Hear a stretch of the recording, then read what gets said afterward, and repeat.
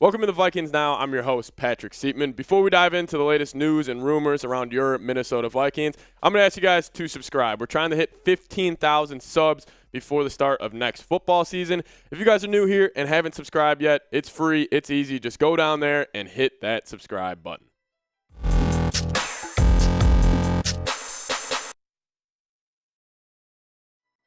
Welcome to the Vikings Now. I'm your host, Patrick Siepman. On today's show, we're going to be talking about the recent Lewis Cine injury update that we got from head coach Kevin O'Connell. Then we're going to also be diving into Kevin O'Connell had some interesting quotes on guys like Dalvin Tomlinson, Dalvin Cook, and also Vikings GM Kwesi Adofo-Mensah. He had some interesting comments also on Dalvin Cook and Dalvin Tomlinson and whether they're going to bring them back to play for the Vikings next football season. But let's jump right into it. Kevin O'Connell had this to say on the Lewis Cine injury. If you remember, he actually got hurt when the Vikings played the Saints in London. He was our first-round pick from this past draft. He said Lewis is in a great spot right now. He's well ahead of his rehab process. I see him. It's unique to see a player every single day this time of year at the facility, but that's been Lou. He's been in my office a bunch, asking questions such as, hey, when do we get started? Hey, have you set the schedule yet for OTAs? What's training camp going to be like? I said, just hold on, man. We're going to be just fine. This fires me up. I mean, this is awesome. I saw the clips on social media. Lewis Cine, he's been working out, obviously, at the Vikings facilities this whole offseason, rehabbing his injury, and that's just what you love to see. You know, he was a first-year player, round one pick, the last pick in the first round for the Vikings last year, the safety out of Bama. I was excited to see him play. I'm sure he was excited to play, and obviously his first rookie season getting derailed by injuries, that's got to hurt, but he seems hungry, and he seems like he wants to get out there, and I love to hear that. And now here are three players that are returning to this Vikings defense next season. I'm very excited to see play. Brian Asamoah, he was fantastic in limited reps this year. Obviously, Lewis Cine coming off that injury. And then corner Andrew Booth. I'm also excited to see him play. Honestly, I'm just excited to see these guys play with Brian Flores. I think these are three very versatile, aggressive players that when they match up with Flo and get inside Brian Flores' defense, they could be fantastic. I think they're very aggressive. They're hard hitters, and especially Lewis Cine. I mean, the versatility he brings at that safety position. You could throw him in the box. You could send him off the edge. You can drop him back into a deep half zone coverage, whatever it may be. You can get really creative with Lewis Cine. I'm excited to see what he can do with Brian Flores and other guys like Brian Asamoah, Andrew Booth. It's going to be a ton of fun to watch. But I do want to ask you guys, get down in the comments. Just show the kid some love. I mean, he's rehabbing from his injury. He's putting in that extra work. The least we can do here on Vikings Now is just spam his jersey numbers. Spam 6 in the comments. I want to see this comment section flooded with 6. Let me see you guys' support for Lewis Cine. Show me in the comments below. Now, next topic, the culture in Minnesota. The infamous Mike Zimmer and Rick Spielman culture, I think it's changing. The NFLPA, they came out with a report card, and the Vikings were actually number 1 in the league. As we can break down, they broke it down by certain, it's pretty funny. I mean, the first one you see here, treatment of families. The Vikings got an A. I'm hoping almost every organization would have an A. Food service, they got an A-. Funny tidbit about that, the Arizona Cardinals got an F- for food service. Apparently, they make their players pay for their own food when they're in the facilities. That's during the offseason, which is, honestly, I just can't even imagine that an NFL team is making their own players pay for their own meals during the offseason. Weight room, Vikings got an A, expected that. Strength coaches, A+. Training room, A+.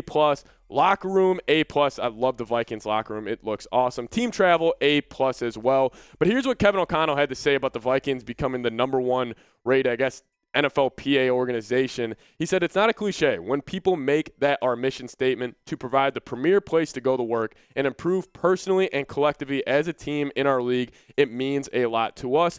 Culture is people, and it's something we strive to work on every single day. And I think our players feel that. I can say I'm not surprised, and I'm thankful for our players and their communication with us to help make that happen. I love the vibe in the Vikings organization right now, and especially when they hired Kevin O'Connell and Kwesi Adofo-Mensah last season.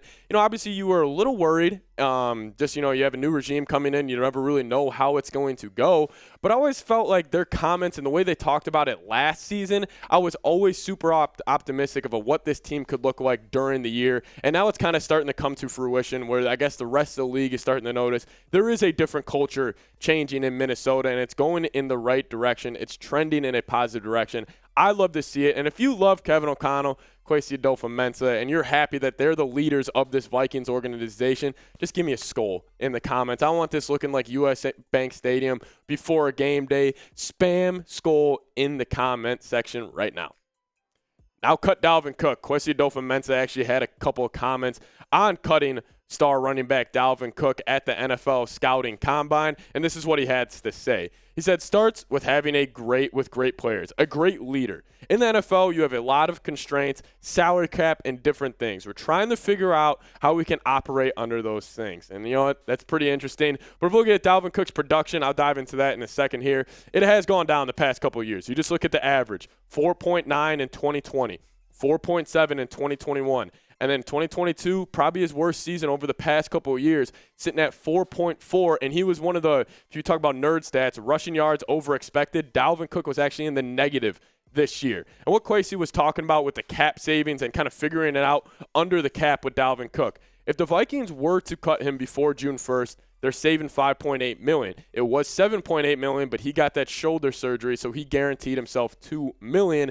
And then post June 1st, it would be $9 million. My take on this whole thing, running back is a very replaceable position in the NFL. I honestly think it's the easiest position to replace in the NFL, and I think it's time to move on. Dalvin Cook, he's a great locker room guy. I love what he's done for the city of Minnesota. Honestly, he's been whatever you would want your running back to be off the field or just a player you drafted in the locker room, that is Dalvin Cook. But we got to talk about on the field. We got to talk about production, and it really just hasn't been there. And especially with the cap hit set for Dalvin Cook next season, I think it's just time to maybe rip that Band-Aid off and just move on. I will get you in the comments, and I'll be curious to see what you guys have to say.